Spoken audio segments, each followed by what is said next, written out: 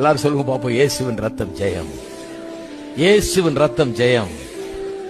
நான் பார்த்திருக்கேன் எத்தனை ஆபத்திலிருந்து அது காத்திருக்கிறது, எத்தனை பிசாசின் கிரியைகள் இருந்து விடுவித்திருக்கிறது, எத்தனை பிசாசுகளை ஓட செஞ்சிருக்குது, எத்தனை ஜெயத்தை அது கொண்டு வந்து இருக்குது, எத்தனை குறைகளை அது போக்கி இருக்குது, எத்தனை நிறைவை அது உண்டாக்கி இருக்குதுன்னு நான் பார்த்திருக்கேன். யார் இல்லைன்னு சொல்லவே முடியாது. இயேசுவின் ரத்தம் ஜெயம். அதான் ரத்தத்தை பற்றிலாம் பாடுறோம், ரத்தத்தை பற்றிலாம் கொண்டாடுறோம். ஏன்னா அந்த ரத்தம் நம்முடைய பாவ மன்னிப்பு மட்டும் இல்ல, நம்ம தொடர்ந்து நடத்தி நம்மை கொண்டு போய் நம்ம பாதுகாத்து நமக்கு வேண்டிய எல்லாவற்றையும் செய்யக்கூடிய செய்வார் என்பதற்கு இந்த ரத்தம் நமக்கு உத்தரவாதம் அளிக்கிறது.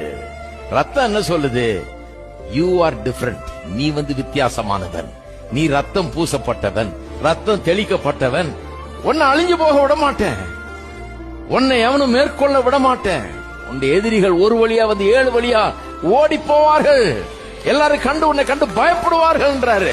ஏன்னா ரத்தம் தெளிக்கப்பட்டவர்கள்.